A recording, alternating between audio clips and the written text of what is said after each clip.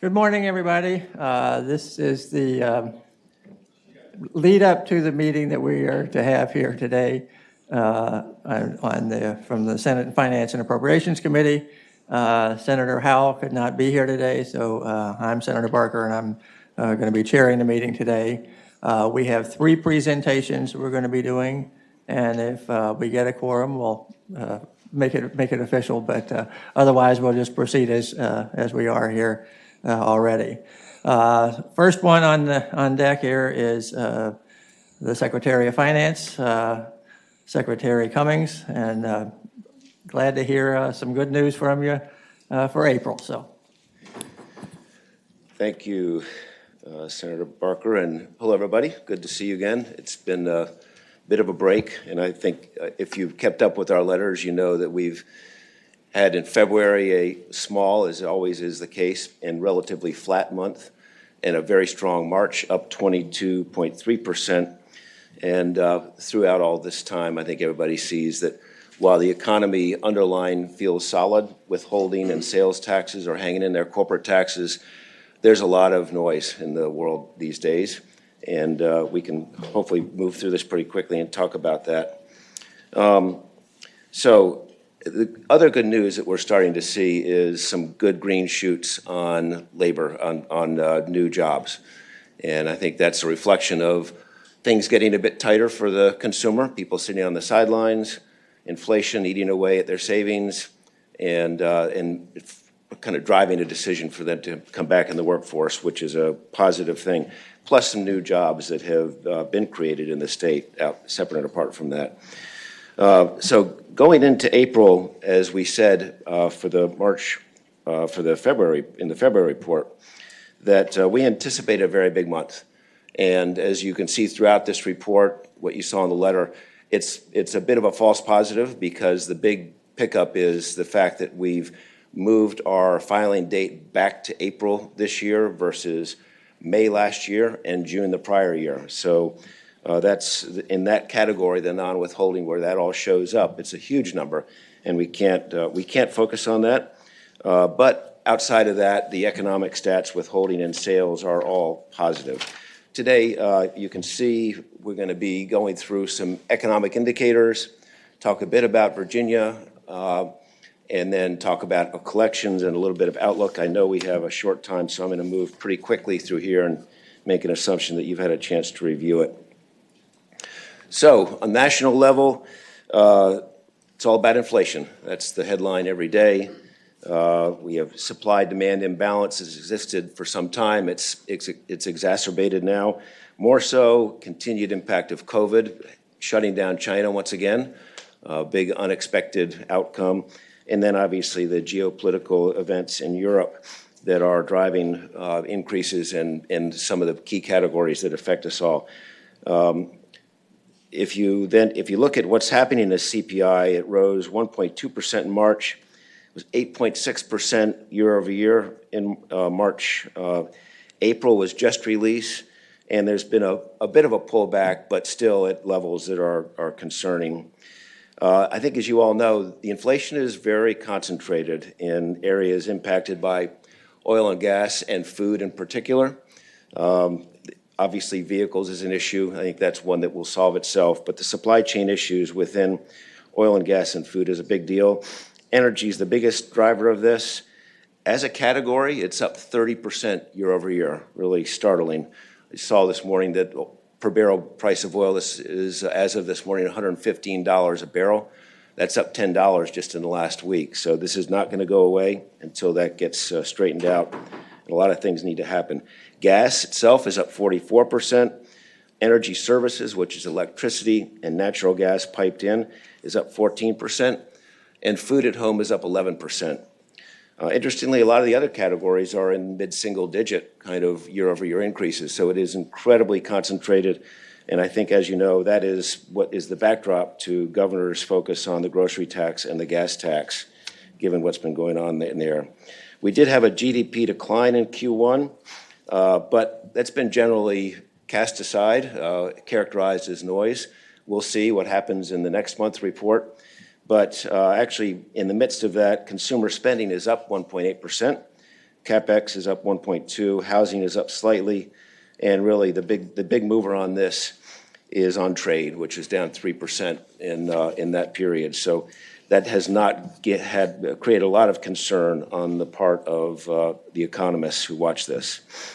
On the job front, incredibly tight, 3.6%. That goes back to 1970, the last time we saw that for our country. 11.5 million job openings, highest since that was first tracked in December 2000. Jobs grew at 4.6% year over year in the U.S., average hourly earnings up 5.5%, so good leverage of both of those things. That 5.5% is nice, but not still great in the face of an 8.3% rate of inflation. For Virginia,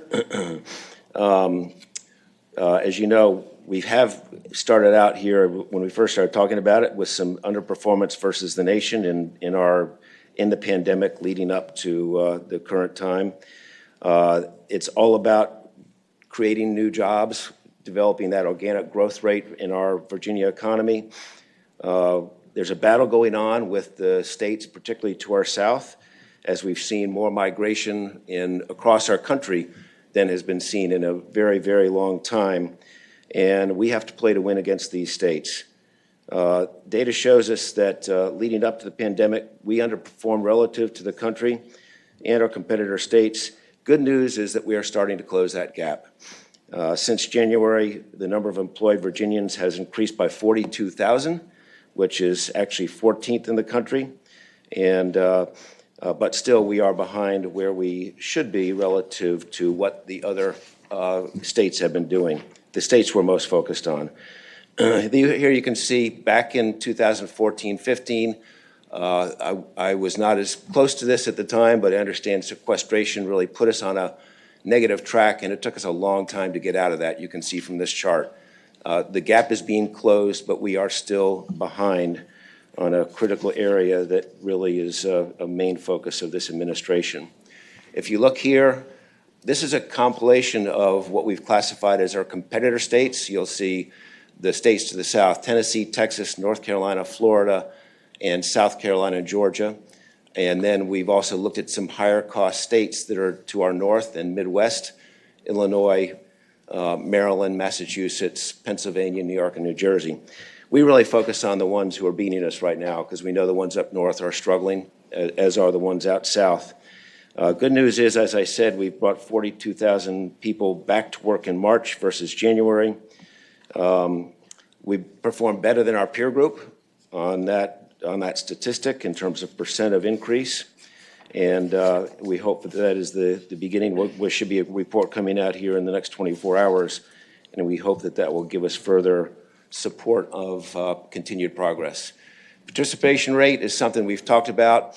66%, which you'll see here, is actually not a bad number in and of itself, but we declined 3.7% from peak to trough on participation rate through the pandemic, and we are starting to see it tick back up, but we're still not where we need to be.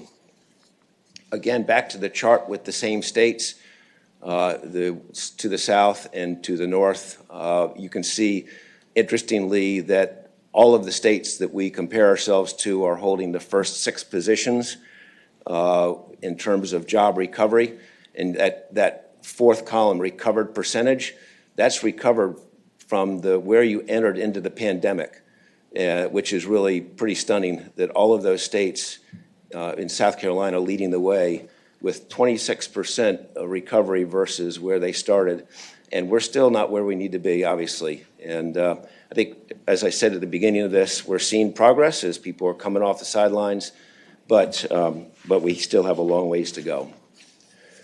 This is the same in a graphic form: 171,000 jobs that still are yet to be recovered since that time frame.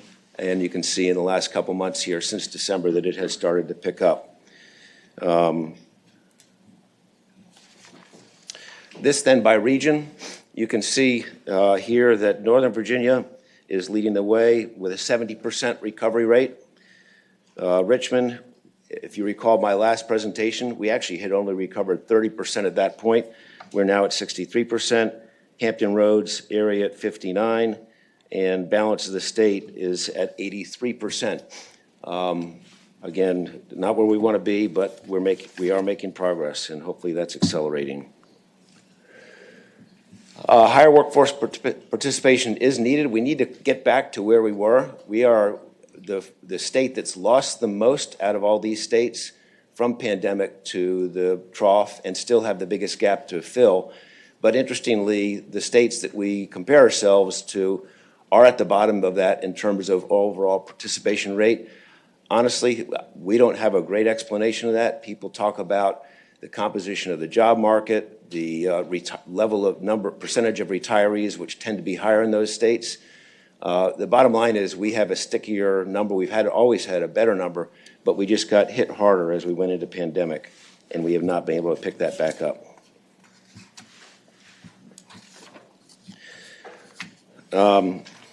Lastly, output here, and since as we went into the pandemic, and I think this is pretty consistent again, that the Commonwealth of Virginia tends to have a muted increases and decreases relative to its peers, relative to the U.S., given the nature of our economy, much more government connected, and business services, which does have less variability. You can see in the latest quarter, we don't have data for Virginia where the U.S. was down that 1.4%. We do have less manufacturing, obviously, as a result of the business mix that we've got, so tend to have just lower movement in this area. So let's shift to the revenue report. Very good month. As I said, that 19% for the year is greatly moved by what happened in that third bullet, individual non-withholding, up 140% for the month of April. And again, that is just simply the movement of final payments to April versus May last year. And what we've said is, outside of the things that are unaffected, withholding, sales, corporate tax streams, you cannot look at this number until we look at April and May combined to get a good comparison of the year over year. So next month, if we have a chance to be in front of you, we'll be able to give you that full report. Here you can see again what's at total level, what that looks like, and again, this is the standard format, but it's not really relevant. Shifting here, withholding, which is the core of our engine. Good news, we're up 4.8%. It is lower than where we've been. There is one less day, so that's good. If you include that, it brings you up to a high single digit, kind of adjusting for comparable number of days available to receive payments. So still positive. We do expect that as time goes by, where we're comparing more fully vaccinated population to fully vaccinated population unaffected by any pandemic, that those rates will start to come down versus what we've been seeing this year. So this is non-withholding. I think just to give you a perspective, because it's very confusing on the right-hand side of the chart when you see you get your big quarterly payments in September and January, but really all the action is in the last 3 months of the year. And if you can look at April, the first two bars, the dark blue and the light blue, those are 18 and 19. And if you just follow those two bars, April, May, June, that's the normal progression. That's what it should be like when you do an normal way April filing, and your peak is on the federal due date. So then you move into 20, where, if you recall, that final payment was moved out to June.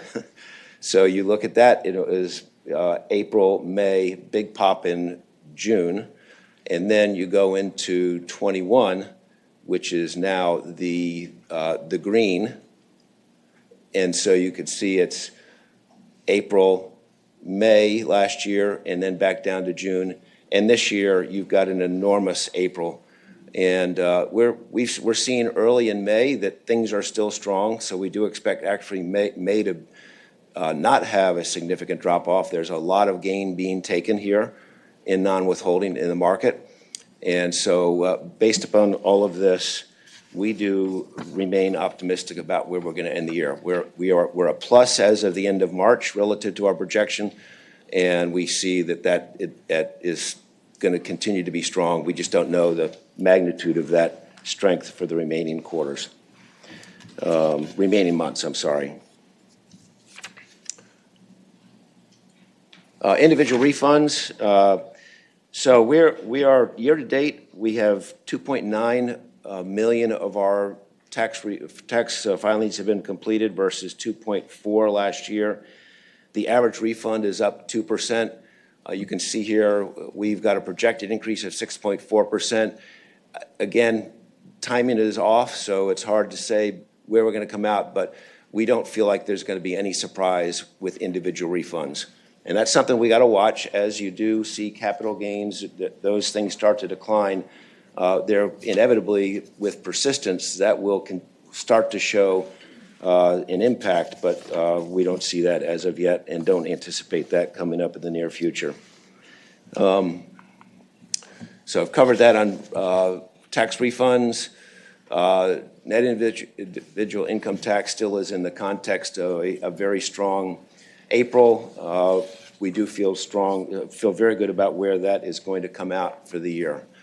Sales tax collections, sales taxes 8.4% up this year, continuing to be strong, representing March sales. Again, bear that in mind.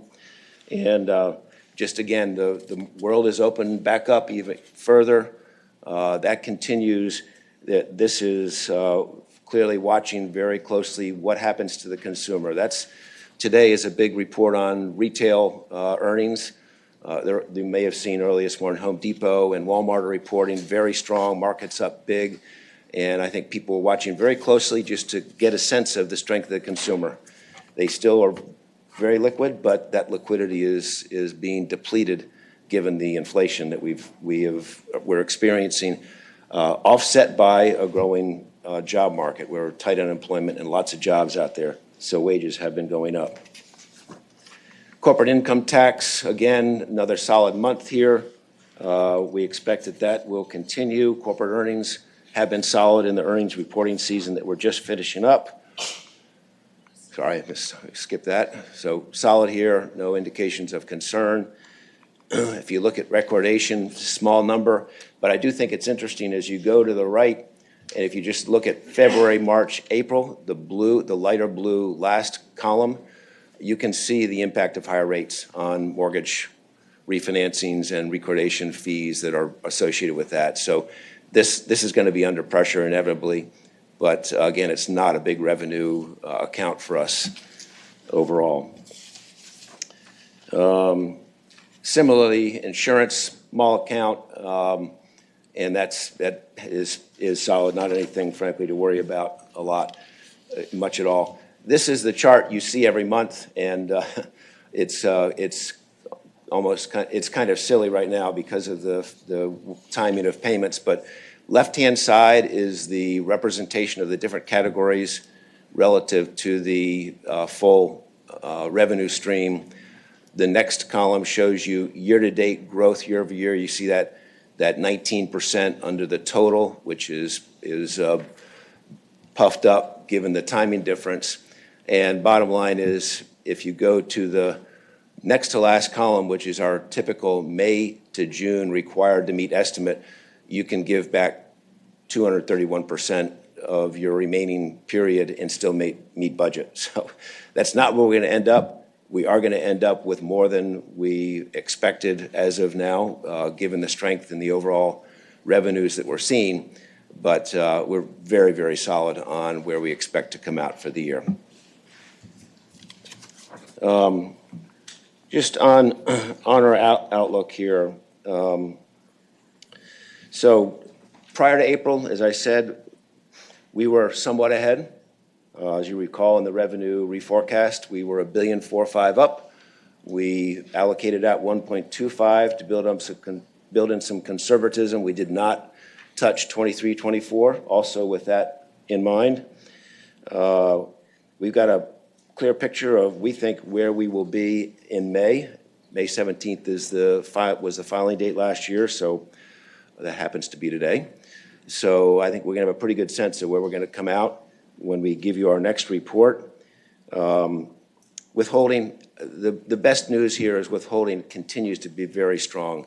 There's more and more talk of using the R word, recession, of starting to show up. Recession's impact is when you actually see job losses. And right now, we are so unable to fulfill the job openings that are available right now. 11.5 million open across the country. Here, we're still 250, 300,000 job openings remaining. If we start to see things turn down, those will be the first to go, these job openings, and then you'll start to see the impact on actual jobs. And there is nothing right now that indicates we're heading in that direction. The demand continues to be strong, and companies are continuing to perform well. So that may be a 24, some are saying late 23, but there's no indicators on that as we speak today. We are watching sales, obviously. The pressure on the consumer, that's what everyone is looking for when they look at retail earnings that are just coming out. And I think that we're getting a bit of a benefit right now because people are still spending money and they're willing to pay more. So that's why companies are doing fine. But that can't sustain itself, where you're going to have inflation at close to double digit sustainably, and wage growth in that, several points below.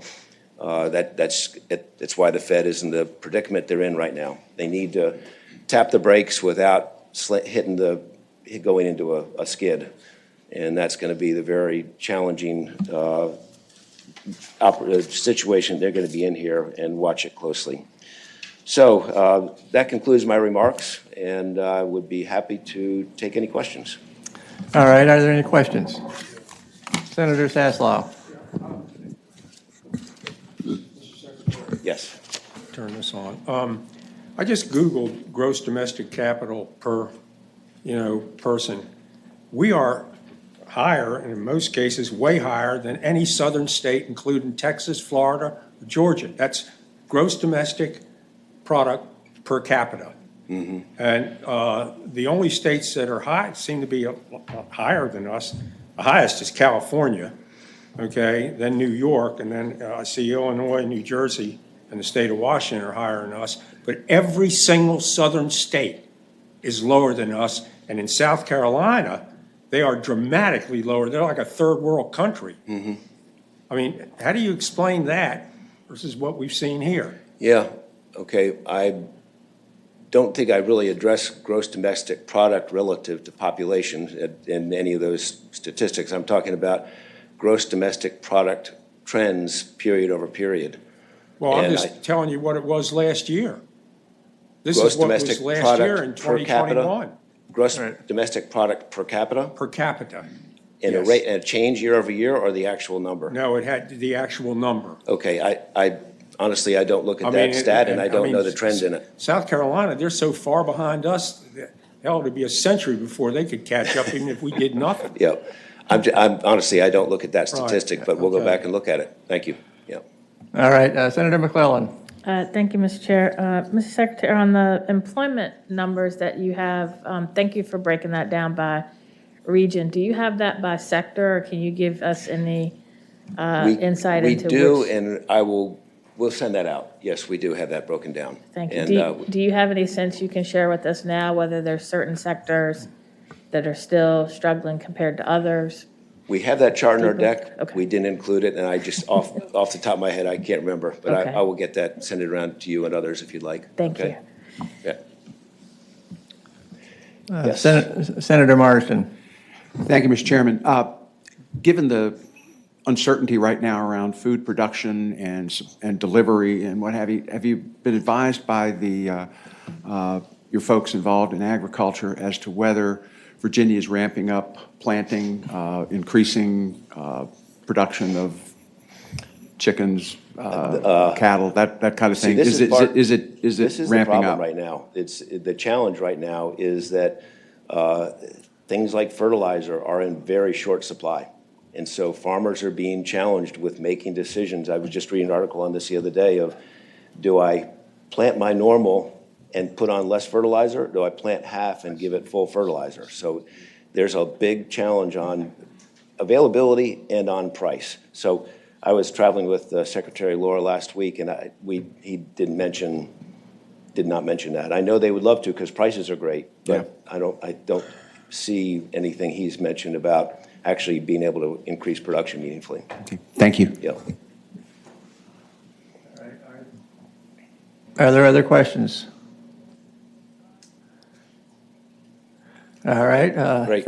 Thank you very much for All the right. presentation, and we'll Thank you. see if we can digest all these numbers and percentages. And We'll see you next month. that's Thank you very right. much. So, and hope we end up finishing out the fiscal year in good shape. So, Feel good. certainly. All right. Next, what we have is a presentation from Sarah Hatton with the Deputy Director of Administration at DMAS. So, Good morning, Mr. Chairman and members of the committee. I'm Sarah Hatton. I'm the Deputy for Administration at DMAS. I'm here to talk to you this tell her to morning get closer to the about mic? the. Oh, could you try to get the mic set so we can that hear? better? Yes. Okay, thank you. I'm here to talk to you this morning about the public health emergency, the COVID-19 public health emergency that was declared by federal officials and the impacts to the Medicaid program in Virginia. Okay. When the federal public health emergency was declared in March of 2020, states began receiving 6.2% enhanced match in exchange for meeting the maintenance of efforts requirements. Primarily for us, that meant that we had to maintain the enrollment of all individuals who were enrolled in Medicaid as of March 2020 and not take any adverse action against those enrollments. So since that time, we have not decreased or terminated any enrollments. As a result of those requirements, the Commonwealth has seen over 500,000 new members come onto its rolls. This means over 200 million Virginians are currently enrolled in the Medicaid program.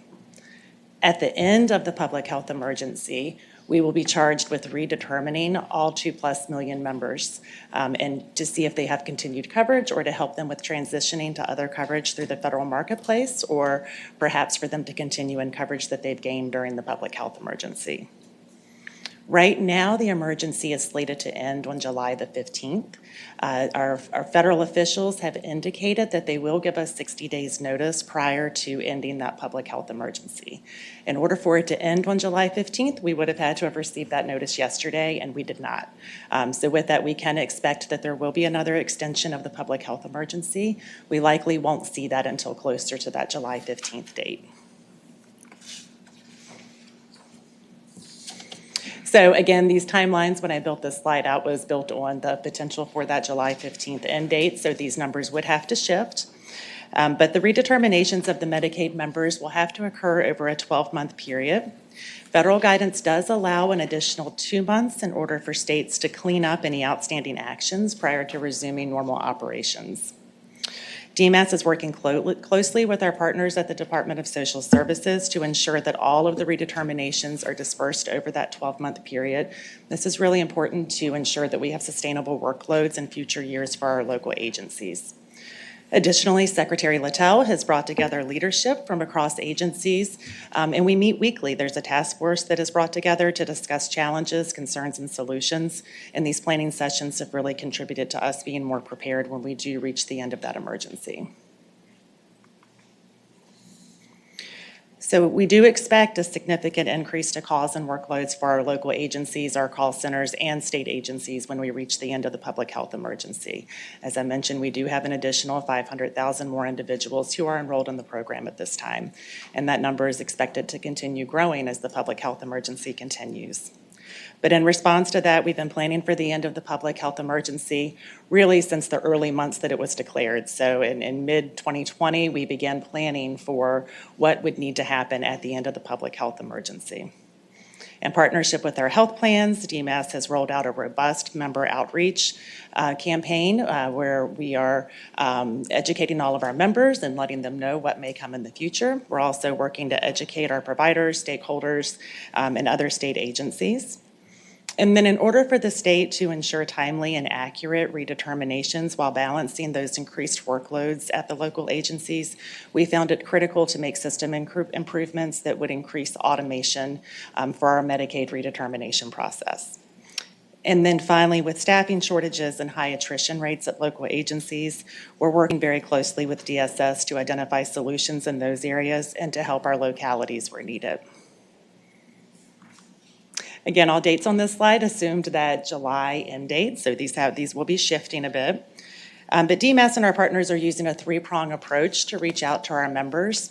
Phase one is really focused on, right now, this rolled out in March of 2020. You may be hearing this on radio, television, social media campaigns, mailings, but again, we've partnered closely with our health plans to reach our members through all modalities to encourage them to update their contact information.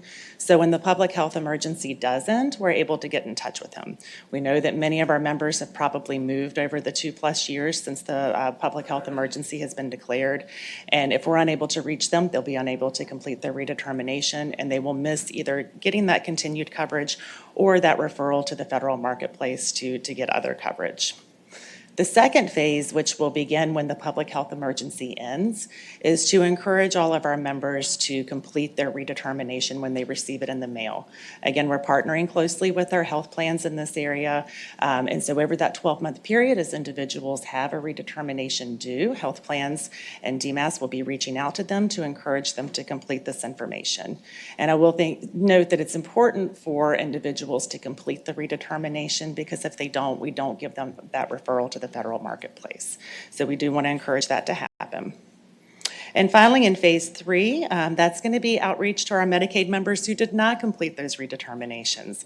Again, partnering with our health plans, we will be reaching out to those members to encourage them to complete that paperwork, offer that assistance, and then our health plans will also be working with them to help them transition to any qualified health plan.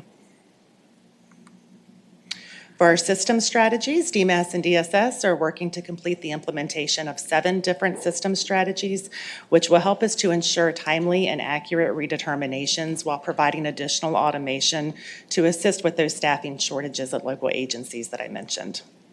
Most of these, you'll see here, enhancements are permanent, meaning that the Commonwealth is going to continue to benefit from those changes even after that redetermination period ends, which I think is important.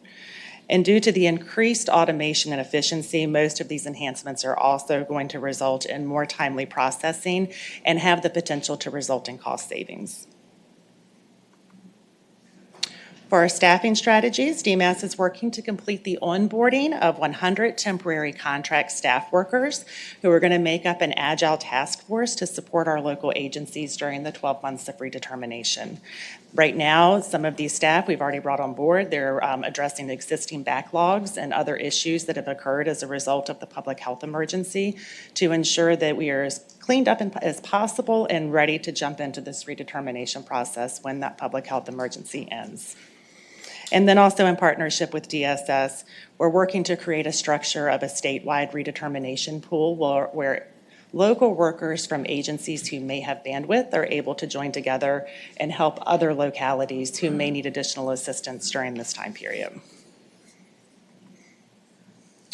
So in the third quarter of 2020, when the state began receiving the 6.2% enhanced FMAP, we've continued to receive that throughout the public health emergency. And as you can see from the chart on the right, that even though we have added an additional 500,000 individuals to our rolls, this match still offset $1.2 billion for the Commonwealth over the last 2 years. And the state will continue to receive this 6.2% enhanced match through the end of the quarter in which the public health emergency ends. 2 quick updates on other items that have occurred during the public health emergency. One of those, in late 2021, DMAS identified a potential cost savings by seeking approval from CMS to move eligible individuals who turned age 19 from coverage groups with a 50% match rate to that higher expansion match rate. We worked with DSS to implement a system process which would assist with the moving of these individuals.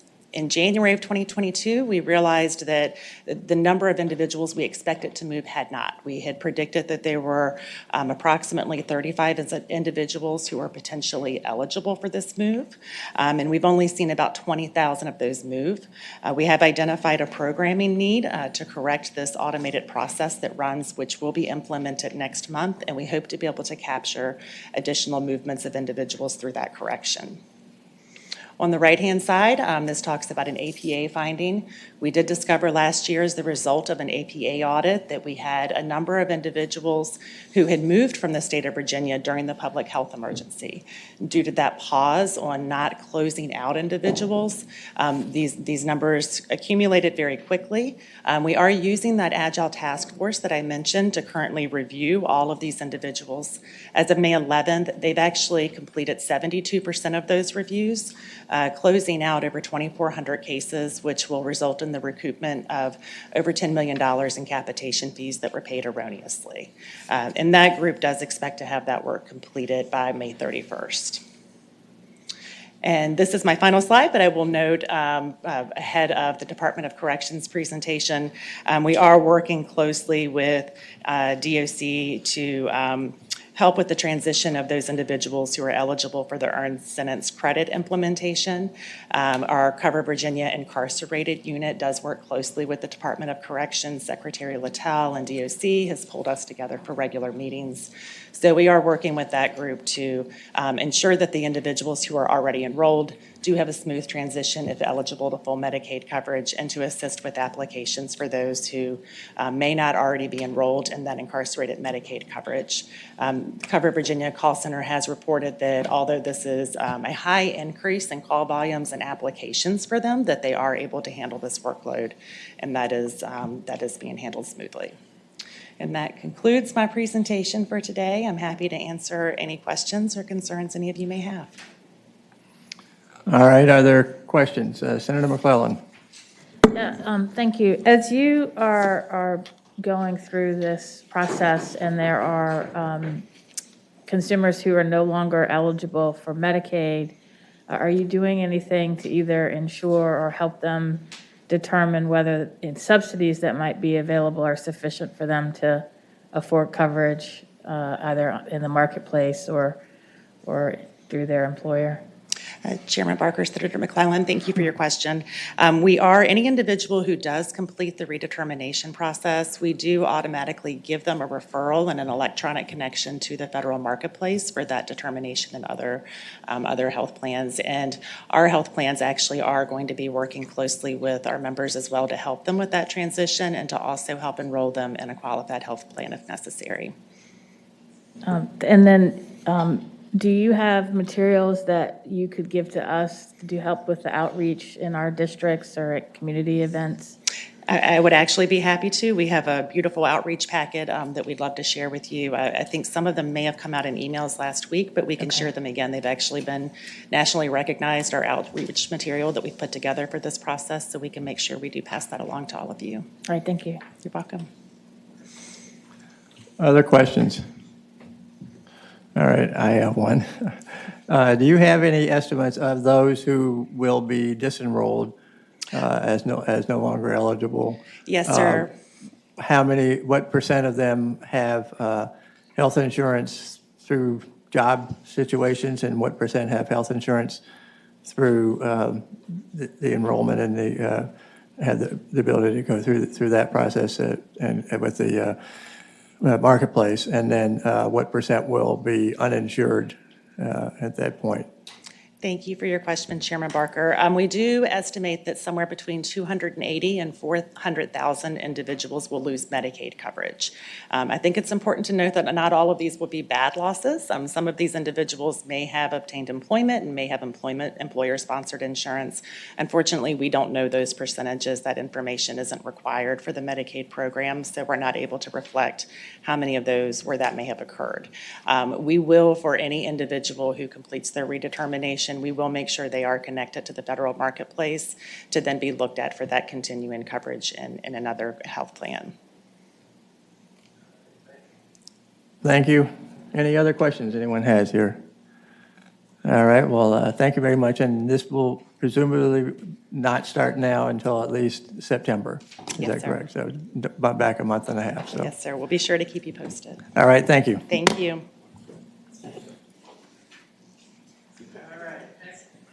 Next up, good to see you here again. Good morning, sir. Thank you, certainly. Good morning, committee members. I'm Jeremiah Fitz from the Virginia Department of Corrections, and as you can see, I'm not Harold Clark. Yeah. But Director Clark does send his regards this morning. But I will be going through a presentation just to talk a little bit with you about the enhanced earned sentence credits that were referred to in the last presentation, and just kind of give you an update as to where the department is on the rollout, being responsive to the legislation, and where we are as of today. So just to get started, as you all know, House Bill 5148 and Senate Bill 5034, just a little bit of background information. This legislation goes into effect on July 1, 2022.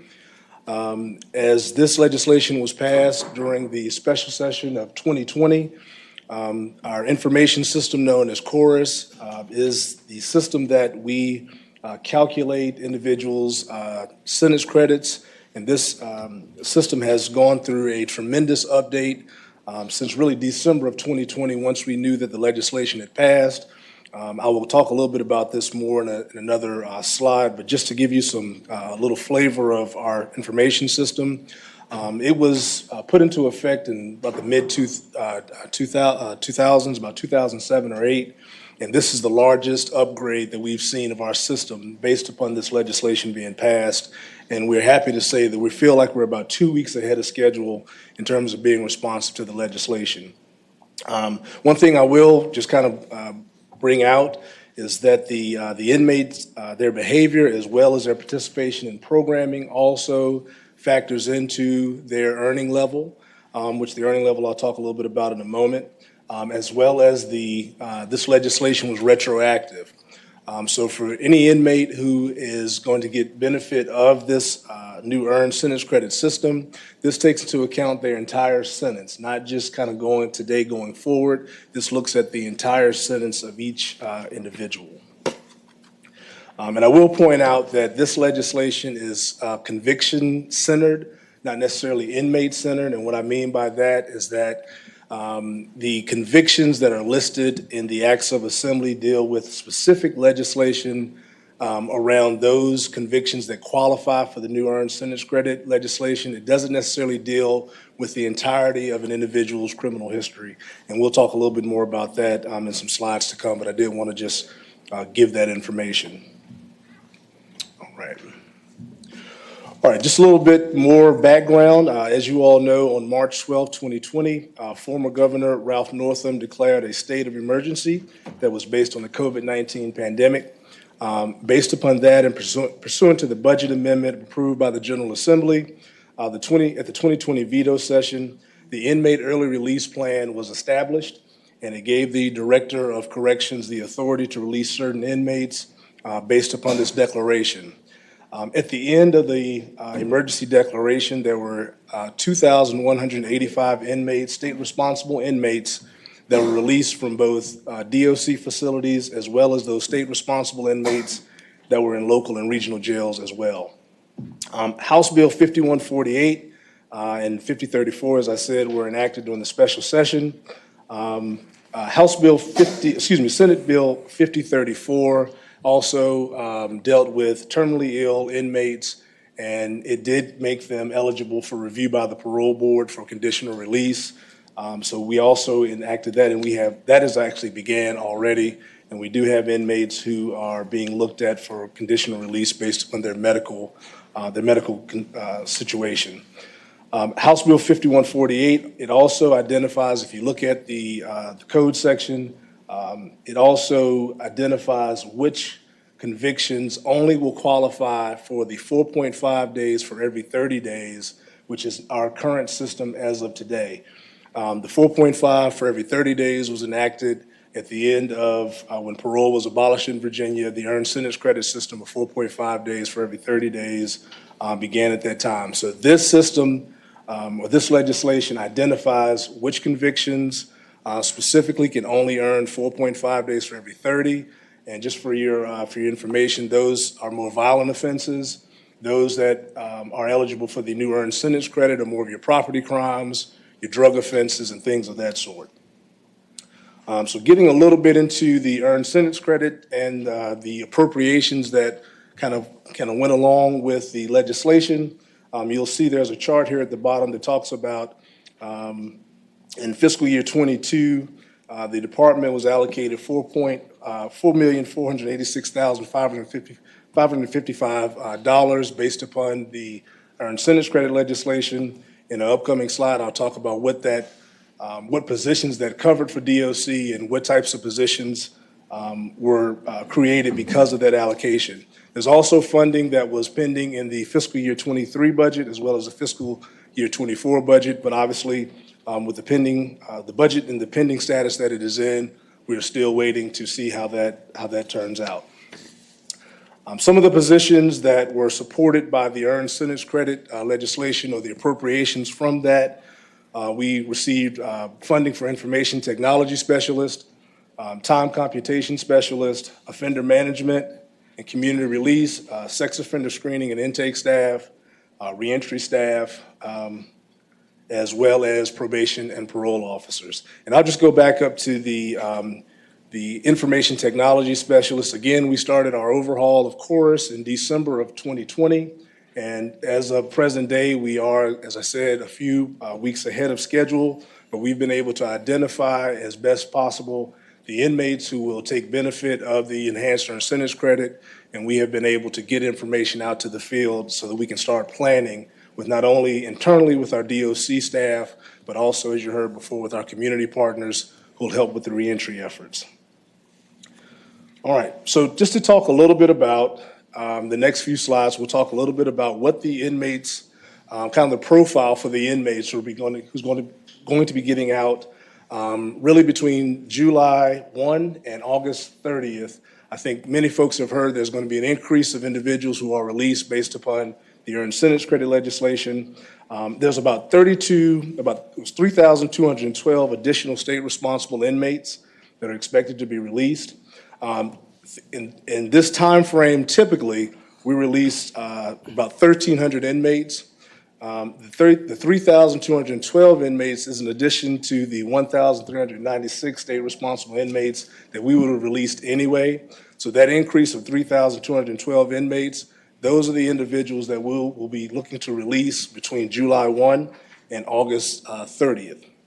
The characteristics of these 3,212 state responsible inmates are 90% of them are male, 10% female, 52% of them are black, 48% white, and less than 1% are other. The average age is about 40.7 years old.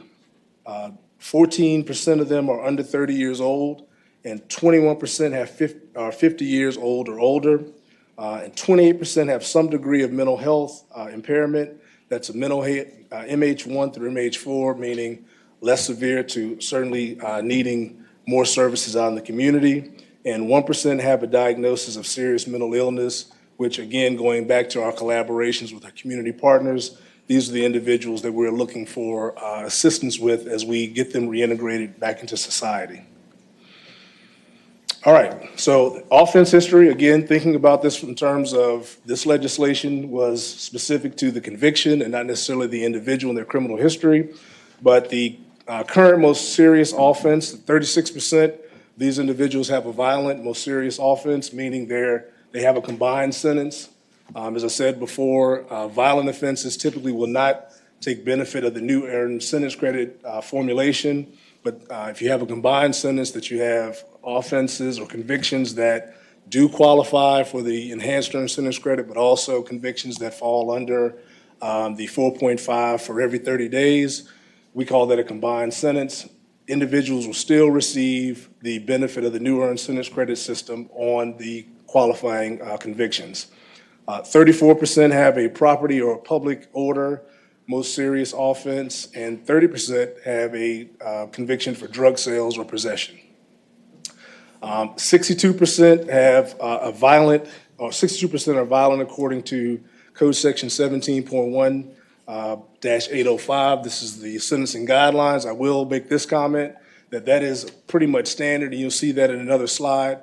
That's pretty much standard across our normal releases, that this percentage is about 60%. So that's not a difference in what the folks that we're releasing as of today. 69% are serving their first or second term of state state responsible incarceration, and the recidivism risk is 68% high medium risk of general recidivism and 54% of high or medium risk of violent recidivism. And this is based upon our COMPASS assessment, and this is an assessment that's done by either our counselors in the institutions or our probation and parole staff once individuals return back to their communities. Mr. Chairman? Senator Eben. Yeah, I hate to interrupt. I just had a question, particularly about the recidivism risk. According to this slide, 36% had a violent offense, yet you're assessing that 54% are at a higher medium risk of violent recidivism based on the COMPASS or however you assess them. So what do you attribute that to? They're more violent leaving than when they went in? No, actually, the COMPASS assesses different levels. Certainly, the individual's criminal history plays into that rate of recidivism that you see. They're higher or lower risk. The amount of times they've been to court, things of that nature. What we typically see, especially in community corrections, is that individuals who've served a longer sentence for more violent crimes tend to have a lower risk of recidivism because it's been so long since they've committed their last crime. But individuals who are, going in and out of incarceration and having periods of incarceration that are, sometimes drug offenses, people who are going in and out, their level of recidivism risk is a little bit higher that we see than those who have the more violent crimes. Thank you. Yes, sir. All right. Continue. All right. Thank you, sir. And again, just going back to how do these inmates compare? Again, males are 90% of the enhanced releases, but 93% of the current population. Black inmates are 52% of the enhanced releases, but 54% of the current state responsible population. White inmates are 48% of the enhanced releases and 46% of the current state responsible population. And enhanced releases are slightly older than the regular releases, but slightly younger than the average current state responsible population. And 28% of the expected releases have a mental health impairment compared to 30% of the current state responsible population.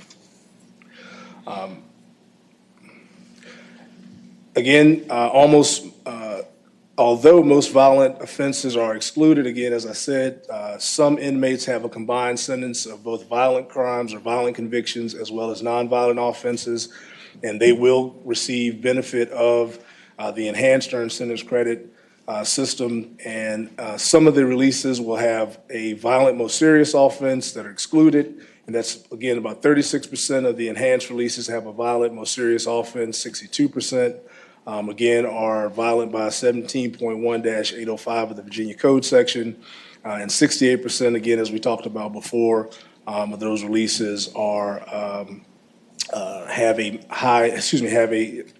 medium risk, and 34% have a medium risk of recidivism on our COMPASS assessment. Now, what does this mean to community corrections? So in community corrections, we know that we will have a bubble of individuals being released during this time frame. When I say a bubble, we'll see a huge increase between July 1 and August 30th. So what we're looking at is, in terms of the community corrections population, this will increase by about 4.3%. So you're looking at a total of population on April the 30th was 63,902 individuals on probation, parole, or some type of community supervision with the DOC. And estimated by September 1, this number will grow to about 66,648. So we'll see about a 4.3% increase in community supervision for individuals coming back home. And I will tell you that most individuals, I'd almost say about 98 to 99% of individuals who are released in the regular circumstances do have some type of community supervision once they are released. And so that is the need for us to certainly have our probation officers at the ready to help them with reentry once they come back into our communities. All right, the next chart, I'll just kind of go through quickly, and certainly if you all have any questions about this, but this just kind of demonstrates the bubble that we're going to see in terms of individuals who are being released. So there's going to be an immediate surge of releases come July 1. As you saw that number before, we've got about 3,200 folks that are going to be released. Of those individuals, we have a number of those people who, because of this new calculation and it being retroactive, they will be past their release date on July 1, which means the legislation gives us 60 days to actually get them, if they have a bona fide home plan, it gives us 60 days to get them released to community corrections or to their home plan. So what you'll see in that first column, if you look all the way over to the right, you'll see there's a 122% increase in the number of individuals who will be released under the new earned sentence credit legislation. If you stay in that same right column and just follow it all the way down, you'll start to see negative numbers. Those negative numbers go all the way. If you go in this population of 29,319 folks, this is a snapshot of individuals on February the 25th. And so this is just kind of following those individuals from February 25th and going out to 2027. But as you'll see, the retroactivity piece of this legislation really will hit very, very hard. You'll see a large amount of individuals taking benefit of being released because of the retroactivity. And then as you kind of get down to fiscal year 27 or later, what you'll notice is those releases are about the same as they are today. So we'll have a bubble, it'll be kind of like a bell curve. We'll have a large number of individuals be released. And then we actually anticipate by probably about October, between October and the end of this year, that those numbers will kind of settle themselves out and we'll go back to really where our regular releases were. So between July 1, August 30th, that's where we'll see the biggest number of individuals being released and taking benefit. And then as we go forward, those numbers will start to kind of settle out and start to even themselves out. So where will these additional releases go? So historically, 99% of releases, I said before, have some type of community supervision. So we anticipate that this means that we'll have a serious need. There will be a large need for individuals in our probation and parole districts to collaborate with our community partners. As was said in the previous presentation, it's extremely important for us as we identify individuals who are getting out. We know what their mental health needs are. We know what their home need, their residence needs are.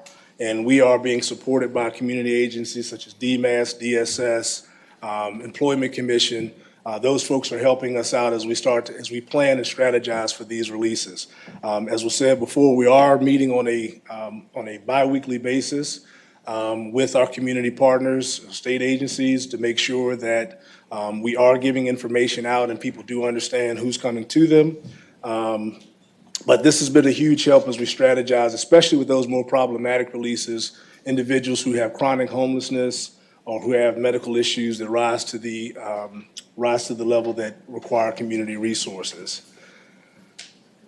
Just along that same vein, on March 21st, 2022, Director Clark did send a memo out to partnering agencies, letting them know that of what was to come of the 4,500 individuals that will be released between July 1 and August 30th.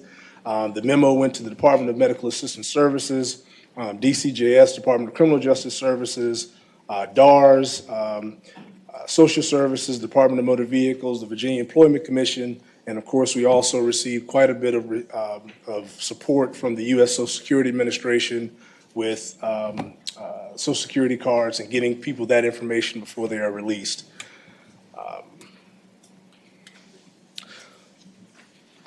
So the department, as was said before, continues to assist individuals with enrolling in Medicaid. 60% of inmates that are confined in a state correctional facility that are estimated to be released under the earned sentence credit, we call it ESC2, and who also have calculated release dates through the end of October, already, we're thankful to say, have active Medicaid. DOC has provided DMAS with a list of those individuals, and this number of 60%, that number grows on a daily basis. As we are continuing to identify individuals, as was said before, we are continuing to submit applications or assist our inmates in submitting applications. So we expect that number of 60% to continue to grow until individuals are released to their home plans once they get out into the community. And again, we participate in the bi-weekly meetings with our community partners. So as I start to draw to a close, I'll just tell you that just some long-term impacts on the state-responsible population. Virginia's violent crime rate increased 2.1% from 2019 to 2020. The enhanced good time rates affect inmates primarily with nonviolent offenses, as we've said before. The inmates with primarily nonviolent convictions, as we said to Senator Edmonds' question, tend to score higher on the Compass risk of recidivism scale, which could adversely impact Virginia's recidivism rates. The number of state-responsible inmates in local and regional jails should continue to decrease as it is today, as long as VADOC has the capacity to continue to increase intakes, which we have. Our number of out-of-compliance state-responsible inmates hovers right around 1,700 inmates right now, and that number is decreasing. And really in the last 2 months, that's decreased from about 3,500 inmates down to today about 1,700 inmates.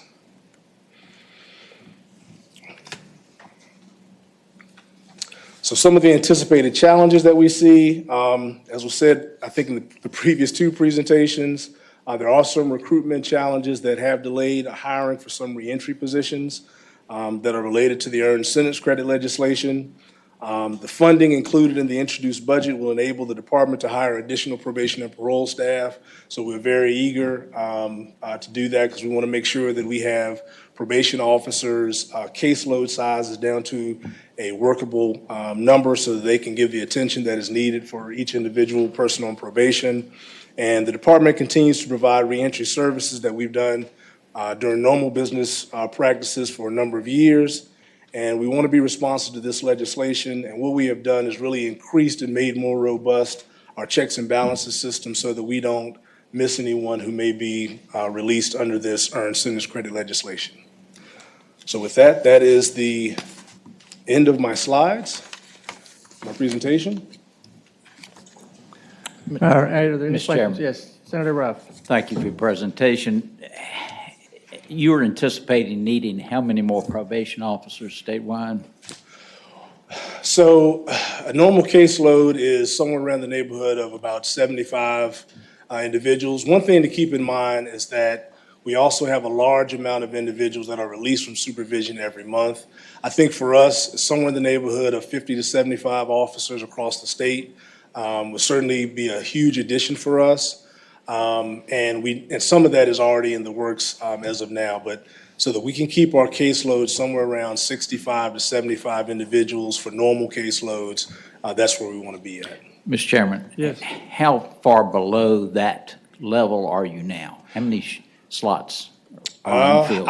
I would have to get that information to you, sir. I would have to get that information to you as far as where we are in terms of how many probation officers we have across the state, but I can certainly get that information to you as well as the rest of the committee. Please do. Thank you. Yes, sir. Thank you. Thank you. Senator Marsden.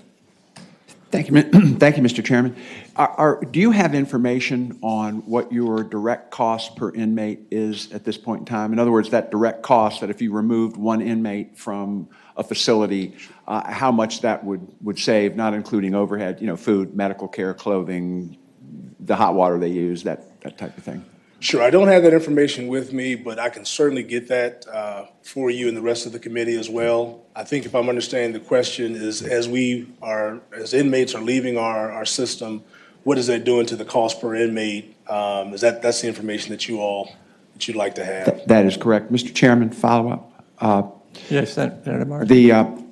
I assume from one of the slides that as your population comes down within the state-operated facilities, that there'll be more of a transfer of inmates who are held in local jails who are state responsible, that those seats will be filled, so there's no possibility of any kind of reduction in the number of facilities that DOC operates directly. Well, Senator Marsden, that's a great question, and I will tell you that the first part of your question, yes, sir. We certainly we'll have more space, and we've already started that process.